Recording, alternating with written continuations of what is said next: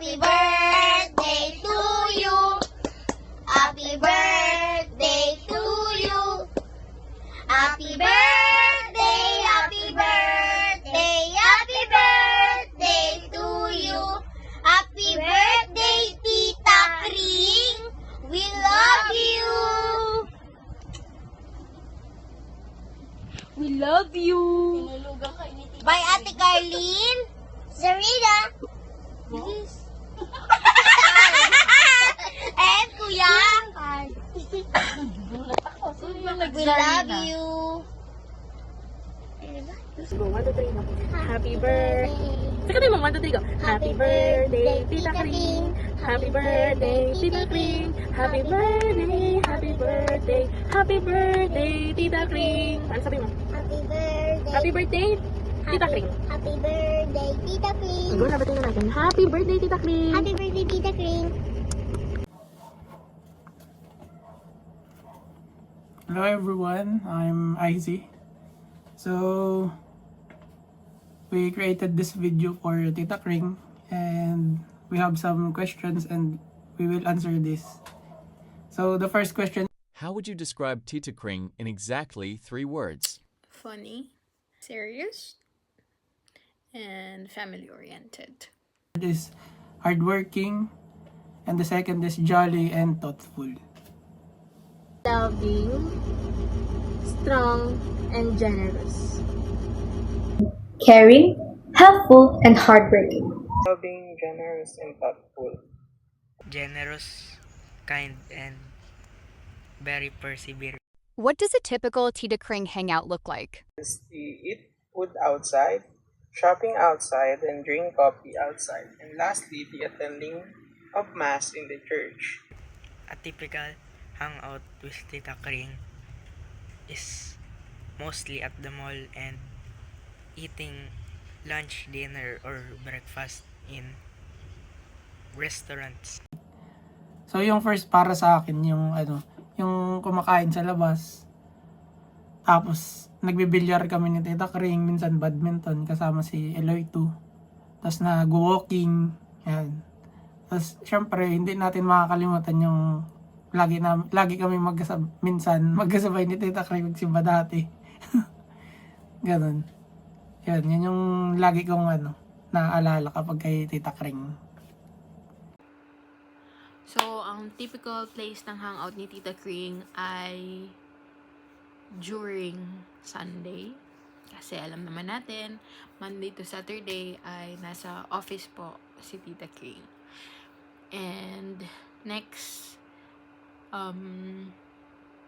unang-una sa lahat ay ang pagsisimba. Kapag hindi ka nagsimba, hindi ka maisasamang kumain sa labas. And yung pagkain sa labas, lagi tayong sinasama ni Tita Kring na kumain, which is everyone is like excited about it. Yung dadalhin tayo sa bagong restaurant ni Tita Kring. Si Tita Kring yung nag-invite sa atin lagi na kumain sa hindi nating alam na place dahil iba't iba siya, ibang cuisine. Noon hindi ko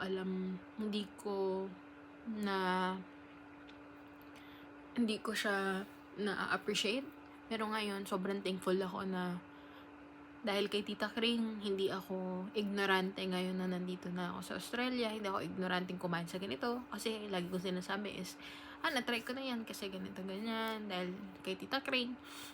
And, yun, after nun, hindi man tayo ma-shopping kasi wala man tayong pera pag-shopping. Lagi naman tayo nagbo-bowling. At lagi tayong busog sa pagkain. Tapos may bowling, tapos ngayon daw nagbi-billiards na. So, it's like activity din, mga ganun. Tapos then, pagkatas nun, syempre, maglalaba. Yan yung mga hangout ni Tita every Sunday. At alam natin si Tita Kring yan. And, yun. And, bukod doon, siguro yung paglilinis siguro ng bahay. Kasi si Tita Kring din yung isa sa kilala ko na kapag day off ka, linis ka ng bahay. Or, secret lang natin na kapag typical na hangout ni Tita Kring ay siguro yung panonood ng Netflix. Secret lang nga ni. Is giving me advices because whenever I have a problem, she gives me advices and solutions that helps me solve the problem. Every time na nag-hangout tayo or di kaya, ayan, family bondings, ang lagi ko inaabangan is yung mga activities na gagawin natin and saan tayo.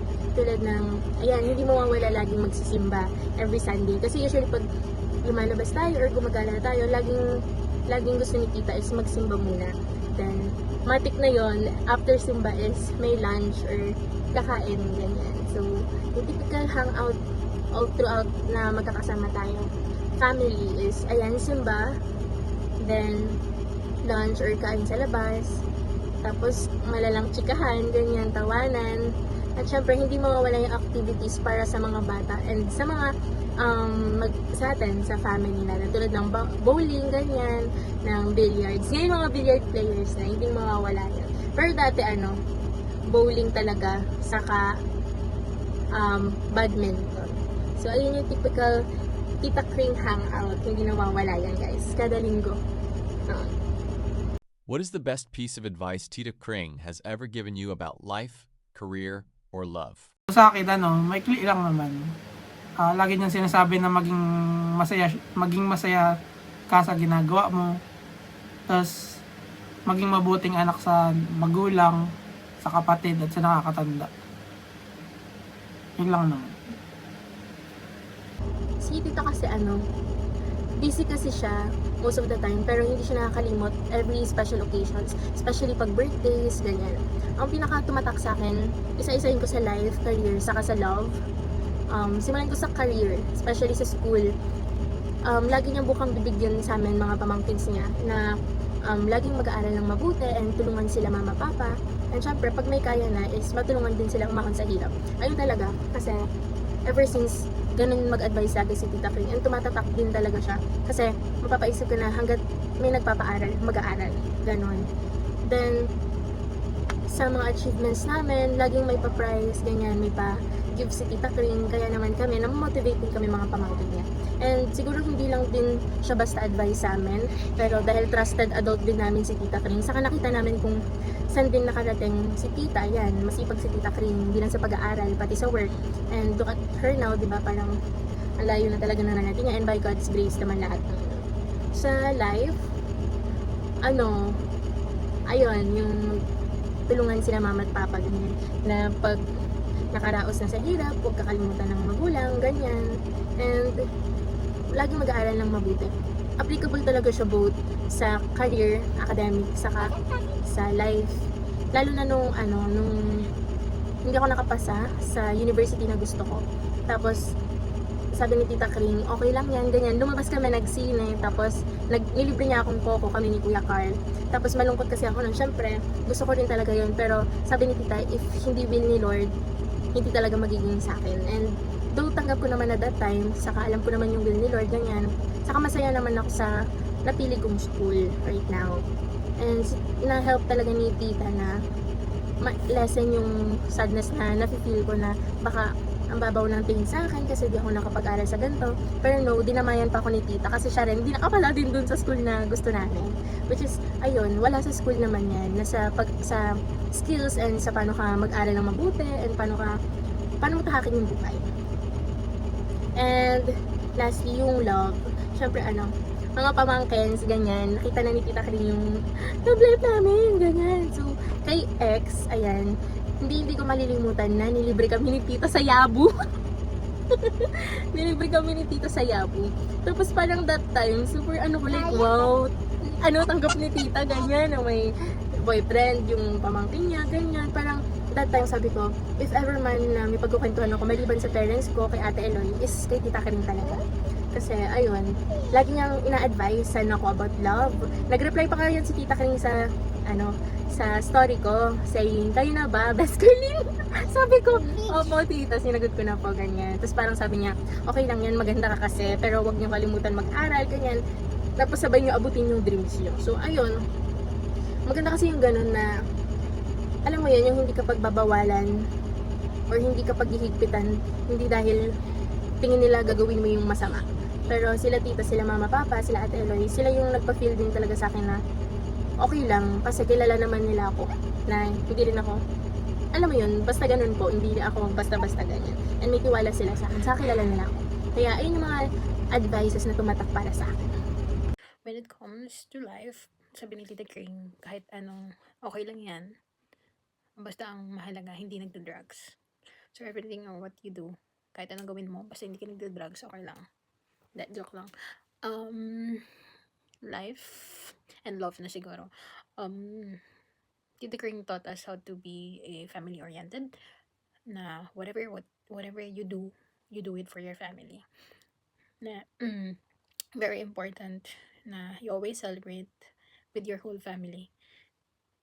And especially every Sunday, kay Tita Kring ko na natutunan yung every time or after you go to church, you go with your family and you go out to eat out. And also when it comes to career naman, na Tita Kring show me how to become a person who become a leader. Sabi niya, workload or yung work is not that too hard. Pero ang mahirap is yung when you're already handling or managing people, which is kind of true right now. And also, Tita Kring taught us how to love your mother. Kung gaano niya mahalin si Lola Susan, kung paano niya i-spoil si Lola Susan. Siguro, even when nandito din si Lolo, Tita Kring will also do the same kung paano niya i-spoil si Lola Susan. Always may help because when working, health is wealth. So, never give up and always believe in God. Tita Kring has given me is not entirely an advice, but a sentence that she sent in a GC. Huwag mo kalimutan mag-mass. A reminder of my love for Jesus and not to forget to praise Jesus every day. What is something you've always wanted to thank her for, but never said out loud? The thing that I want to thank Tita Kring the most is when he helps Lola when we don't have money. We don't have enough money to go to the mall, and he also gives money to go out shopping and to make his parents happy. And I want to be just like her. Ayan. What is something you've always wanted to thank her for but never said out loud? So, syempre marami akong gustong sabihin kay tita.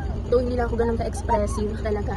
Pero, syempre yon, praise God sa life ni tita. Kasi, super laking help niya sa lahat talaga. Lahat ng tita namin, tito, lahat naman tumutulong sa bawat pamilya, nagtutulungan talaga, ganyan. Pero si tita kasi, siguro growing up as a panganay, nakita ko talaga kung paano rin siya nag-help maging provider sa amin. Sa TV, ganyan, lalo na sa phone ko, saka sa mga needs ko rin. Talagang si tita yung unang nalalapitan. Kaya, bukod dun sa financial help, is tumayo rin siyang maayos na ninang sa amin, sa akin, ganyan. And, ano ba, sobrang dami, hindi mahirap isa-isahin, pero sobrang grateful lang din na may tita kami ganyan. May tita kaming funny, tita na generous, and tita na humble at alam niyang hindi lang dahil sa kanya lahat kaya niya nakakabigay ng blessing, but it is all because of God's grace all throughout. And dahil kay tita, she is so blessed din kasi she has so much faith in the Lord. And those who believe in the Lord will be blessed then by Him. So, ayun. Ang gusto ko lang sabihin kay tita, syempre thank you for always being there for us, hindi lang sa family namin, but sa whole family. For being strong din. Kasi hindi mo naman pinapakita sa amin na napapagod ka rin. And ginagawa mo din yung best mo, tita. And ayun, sana huwag mo isipin na hindi kami grateful sa'yo, na hindi namin nakikita yung efforts and sacrifices mo para sa family. Ayun, we are so blessed for your life that we have been given a tita like you, we have been given a sister like you, and we have been blessed with a daughter like you. So ayun, tita, praise God sa life mo. Happy. And ayun, tita, gusto ko lang din siguro sabihin sa'yo, yung verse na sana matandaan mo is yung Numbers, yung 6. Numbers, chapter 6, verse 24. The Lord bless you and keep you. May the Lord always bless you and makapagbigay ka pa ng maraming blessings, and of course, be a blessing din sa iba. Ayan, and to keep you then, to keep you moving forward with grace, with His strength, and syempre mas lalong kayanin sa buhay with Him. And ayun, surrender lang talaga lahat sa Kanya. And And yung lagi ko sinabi sa'yo, tita, nung birthday mo last time, yung Psalms 37 verse 4, yung take delight in the Lord, and He will give you the desires of your heart. Syempre, if you're a blessing sa iba, I know the Lord knows your heart din naman, and what you desire according to His will na. So, ayun, tita. Happy birthday! Katanada. Wanted to thank you for always being there us. For your pamangkins, you're just like a mother to us. Just knowing you're in the corner and believing in us, your pamangkins, your warmth and continuous support to check us always. Love you always, tita, and see you soon for many bondings. Papo. Happy birthday. Yan, madami-dami yan. Tapos yung sa akin naman, yung laging sinasabi sa amin dati na magkamukha kami, paras kami mahaba yung mahaba. Yan. Tapos, yung sa simula, sa childhood ko, masaya kasama yun si tita. Siya yung nagpapatawa sa amin ni ate. Kaya naiiyak na. Hindi tayo iiyak. May joke yan palagi yung kay Fatima, yung choir sa simbahan, paganggaya niya yun. Tapos binabaliktad yung mata, yung talokap ng mata. Basta laging nagpapatawa si Tita Kring nun. Tapos, thankful ako sa mga titas of Manila. Ayan, si Tita Chat, Tita Sining, Tita Kring. Minsan si Tita Ching nandyan din sa tondo nun. Yun, binabantayan kami niya ni ate noon. Kasi nag-aaral pa din si Tita Kring sa TIP. Isang sabi lang namin na gusto namin ng gatas or kinakatok namin yung sahig sa taas ng tondo yan. May gatas na yan. Alam na yan. Akala mo may mga yaya. Tapos next ko ay yung pagtira ko sa Liamzon yan. Yung matagal ko din nakasama si tita. Lagi kami nagkakamustahan kapag inaabangan ko siya minsan. Pag nadating na siya, ina-update ko siya sa mga ganap ko sa school. Tapos siya din nag-update din siya sa mga problems niya. Doon sa HR niya, yung laging nagtataray sa kanya.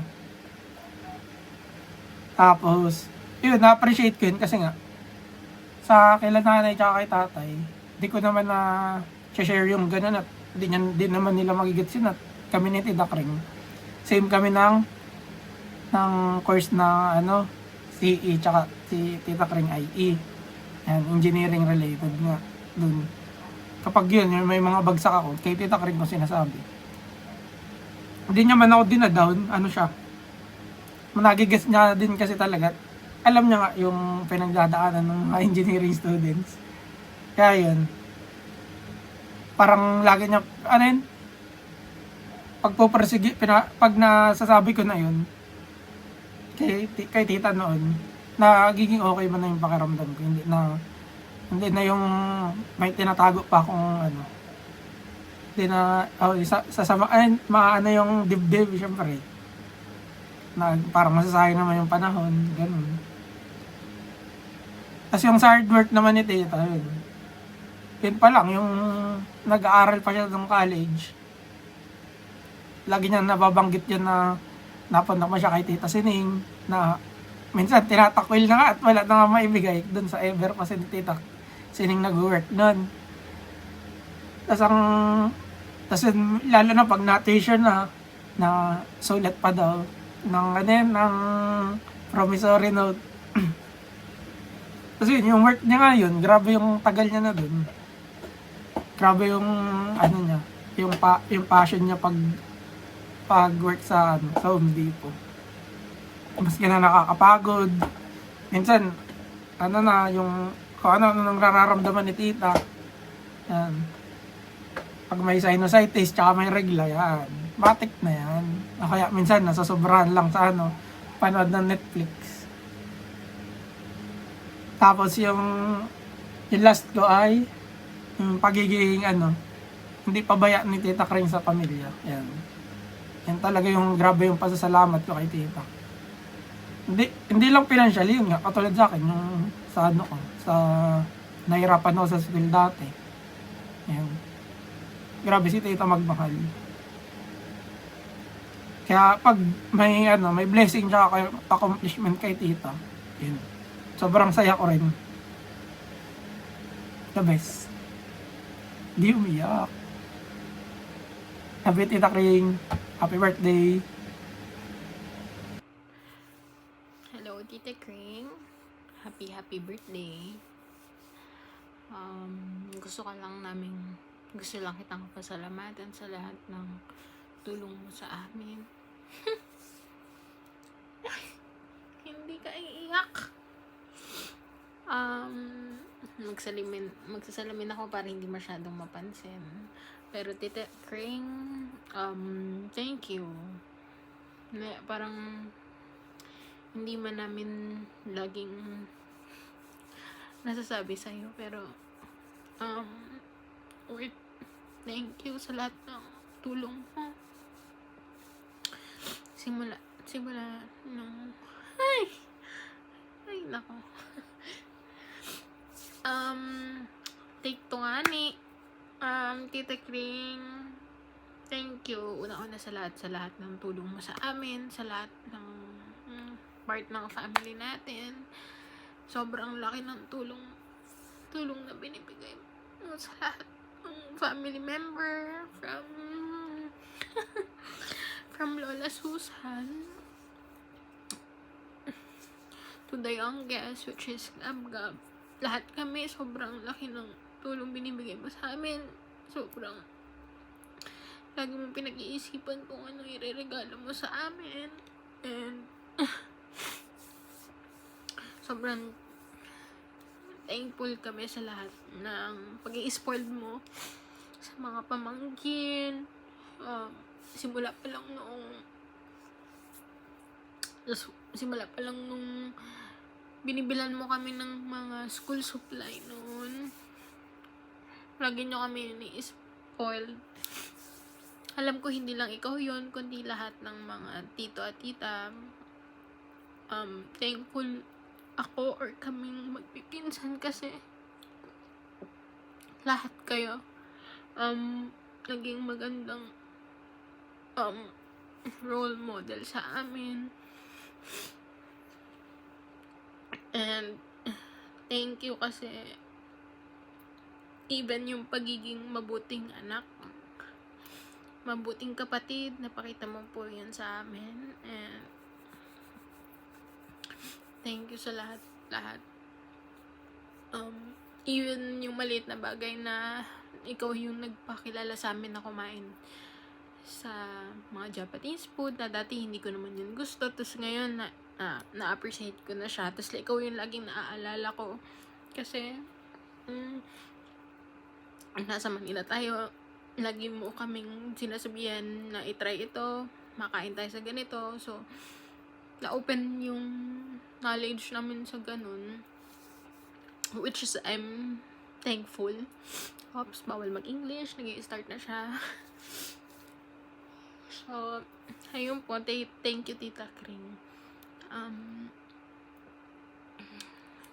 Sana mapasaya ka namin ngayon.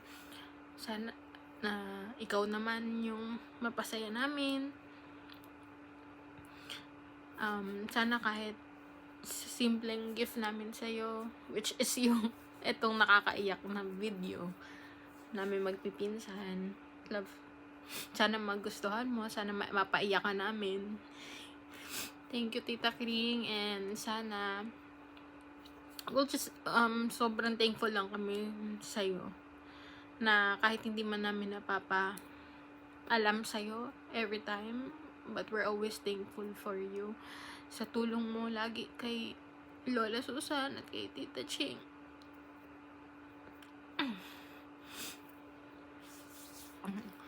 And especially na even kay Jerry, you all sige, mag-English ka.